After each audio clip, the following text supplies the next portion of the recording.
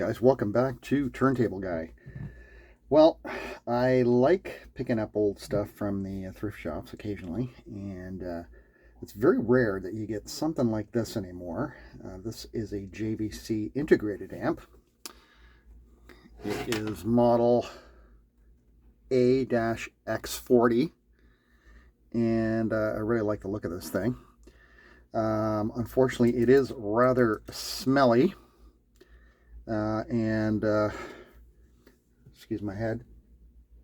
Yeah, definitely some tobacco stink on this one. Condition wise, it's not particularly pretty, I'm gonna say. There's either a grease or a burn mark here and a dent, some general scuffing, whatever. Not horrible though. Like if I look at the faceplate, it's in good shape. It's just, grime and dirt and all the rest of it. It's just not pretty. The reason I picked it up is that I had a nice coupon, so I did not pay the full 30. I think I got 25% off of that, so not bad for an integrated amp. And I like JVC stuff from this era. It's actually pretty nice. This is 50 watts per channel. That's what it's rated as, and it's got a built-in equalizer, which a lot of JVC equipment did back in the day, SEA. And what's nice about it is that you can defeat it. It's got a defeat switch, so you can pull it right out of the circuit. It's also got some pretty cool power indicators, so these things will move as the music goes. Now, the only testing I've done in the shop, or in the store, was to plug it into one of their pathetic, testing centers and listen for the click, and this is what I heard.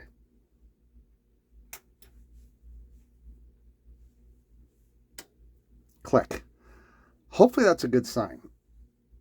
Other than that, I don't know if this thing's going to run. What worries me is on the back. Now, I don't know if this is because of the previous owner or just because of the way they manhandle these things at the thrift shops. These two speaker terminals here are bent. Now, I don't think it's going to be life or death, but it's not a good sign either.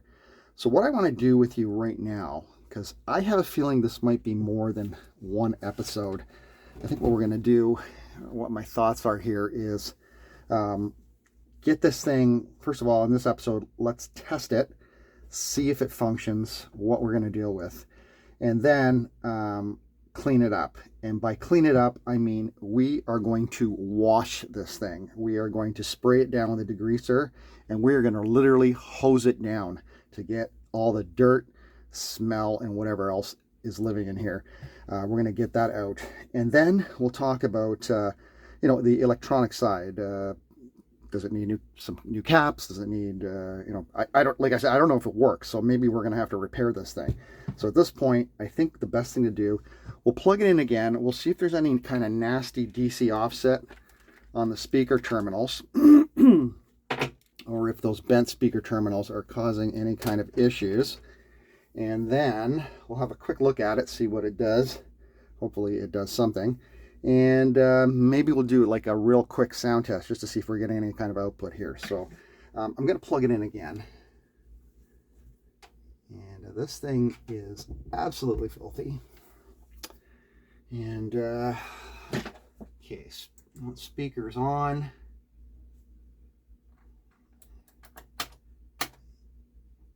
And turn off any tone control or anything like that, and get our left channel here and our right channel there, and we should be good to turn this on again. And we're going to set our multimeter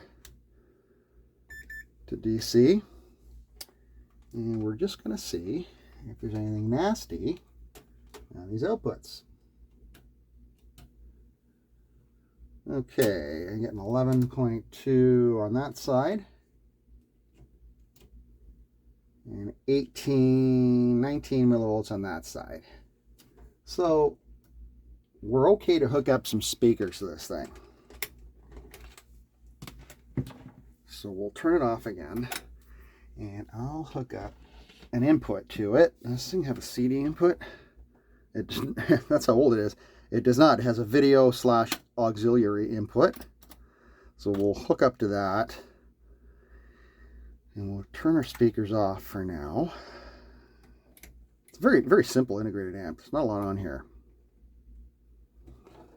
And let's hook up some speakers to it. Test.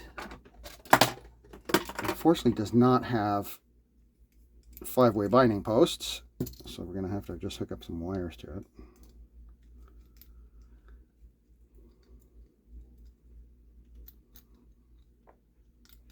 Let's get these out of the way. Just give me a second. I'm just gonna hook these up. I'll probably hook them up to the B side, just because this side's all bent.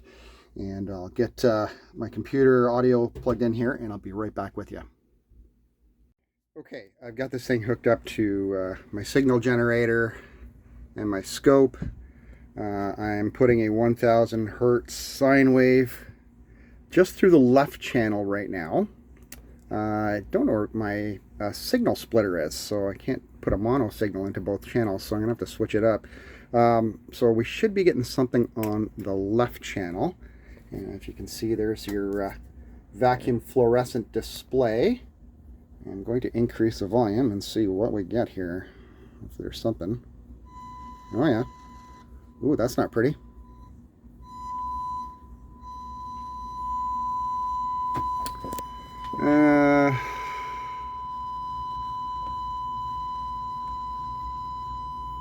So we got a sine wave. I guess that's a good sign. I know I really hate when I have to listen to that through my headphones or something, and when somebody's testing equipment. I'm sorry, but it's you can see it's not pretty. It does clean up a bit as the volume control goes up, but there's some definite scratchiness, probably in the volume pot. Let me pause and I'll go over to the right channel. Okay, now I'll burn out your right ear.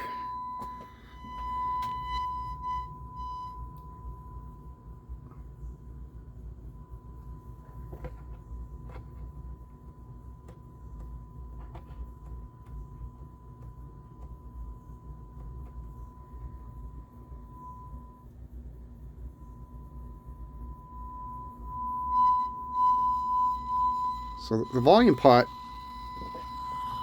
is obviously filthy. And I'm getting some bleed on the left channel as well. But it seems to be clearing up as I'm just working the control here. Let me give this thing a few turns. See if that helps at all. Definitely scratchy. But the good news is that it's working, and yeah, that's always a good step. At least we've got a working amplifier here, and we'll know that pretty much. Hopefully, we only have to do some basic stuff to it. Obviously, cleaning, and then we got to look at the components once we get it opened up. I'm going to do that next, but before I do that, let's just have a quick look at the front end here. Power switch, speaker A, speaker B, or in JVC's case, speaker 1, speaker 2. It's Super A class, whatever that means. There's your power indicators, left channel, right channel. It shows up to 100 watts, but this is a 50 watt amplifier. And here are your equalizer controls. So you've got 63 hertz, 250, a kilohertz, 4 kilohertz, and 16 kilohertz. You can turn it on and off, or you can record. So if you want to, let's say you're equalizing an old recording, which is poor quality, and you want to equalize it, you can send that out through the record jacks and put that onto tape or whatever kind of recording device you have. Inputs are, like I mentioned before, video, auxiliary, we'll put our CD player through there probably, tuner, a phono input, and 2 tape loops, which is nice. Your volume control, you got balance, left and right, a loudness switch, and that's it.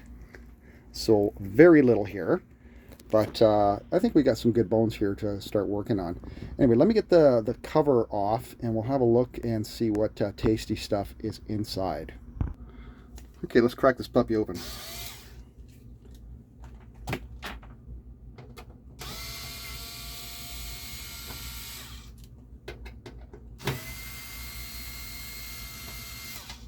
I think somebody's been in here before because the screws are on kind of loose.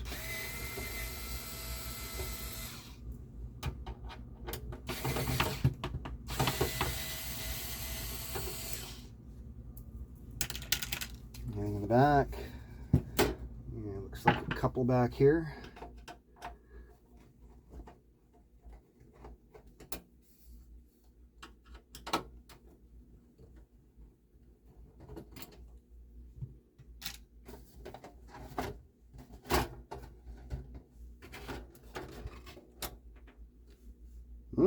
Yummy. Okay. Nice size transformer. Double gang volume pot, very easy to service. This looks like some kind of preamp board here for the inputs. I wonder if that's the phono preamp there. Could very well be. Discrete outputs, which is nice. We have two SB 863 and two SD 1148 for each channel. Looks like either bias or DC offset set up there. A couple potentiometers. Our main filter caps are 8700 microfarad at 50 volts, so that's pretty good. I don't know if you're seeing what I see, but right down there, I'm not going to touch any of these with my screwdriver, is that nasty glue, and it is completely black and crusty. We're gonna have to pull these caps and get that cleaned off. And then you've got this is probably the board for the power meters. Here's your equalizer board, your switches. So nothing crazy. A decent sized heatsink here. Could be a little taller. Here's your speaker board. We're probably gonna have to remove this because our two speaker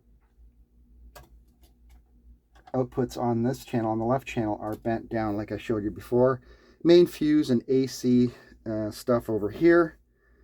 They are plugged in. I shouldn't be poking around in there. And power switch. And that's pretty much it. So the equalizer controls could probably use a little bit of fader lube.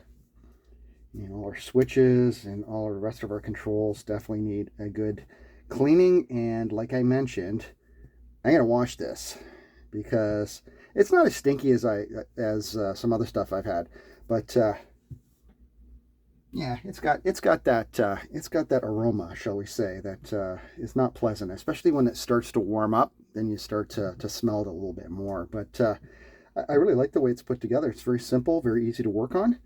I'm gonna get the faceplate off, get that all cleaned up, and little scratches and stuff.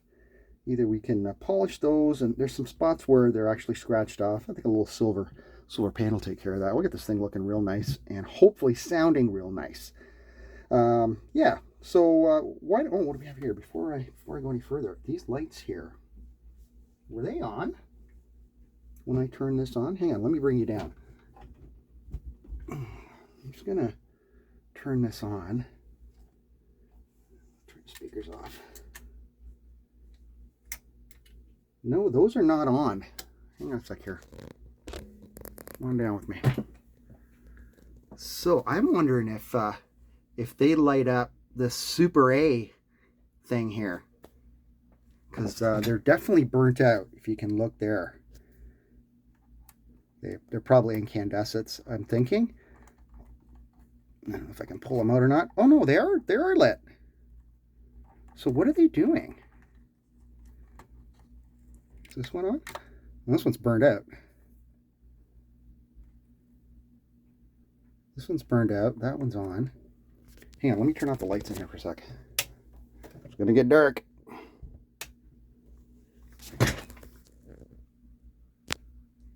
I have absolutely no idea what this does.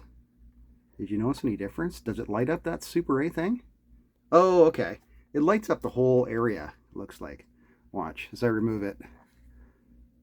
Kind of went down. You can see it there.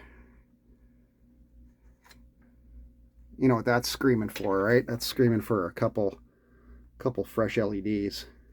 Oh, okay. Yeah, definitely it does light up. Look at the bottom there when I pull it out. See how it gets dark? And then I put it back in and it lights up. This one dead. Hopefully there's a service manual for this thing online. Anyway, I think I'm gonna pause this here, and I'm gonna call this part 1. And before we go, let me just hook up some music just to get an idea what it sounds like, and then we'll call this one the end of part 1.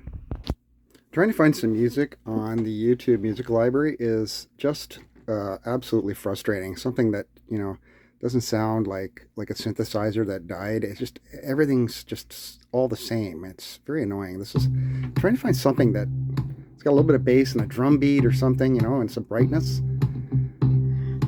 I'm not going to sit here all day and look for one, but right channel, left channel. This is flat, so the equalizer's off.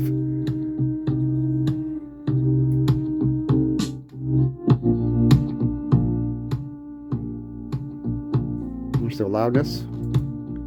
That switch is dirty.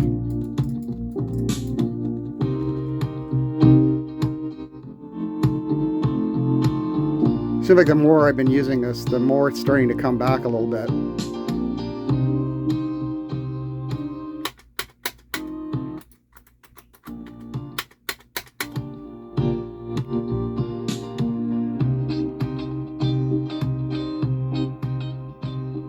So yeah, I think we got some good bones to work with here. But the first thing we got to do is we definitely have to clean it, because I'm not working on something that filthy. And then get a plan of attack, and you know, we definitely got to change a bulb over here, and maybe we'll do that LED swap out for that. It depends, because sometimes you can hear the volume. I don't know if you heard that. It's getting a little staticky there. And as I turn it down, the left channel, I can still hear the left channel. The right channel is completely off. So this control is definitely needs cleaning. And you can hear that, just the left channel is playing now. And as I bring this up, now the right channel just kicked in, and it sounds kind of scratchy. Hear that?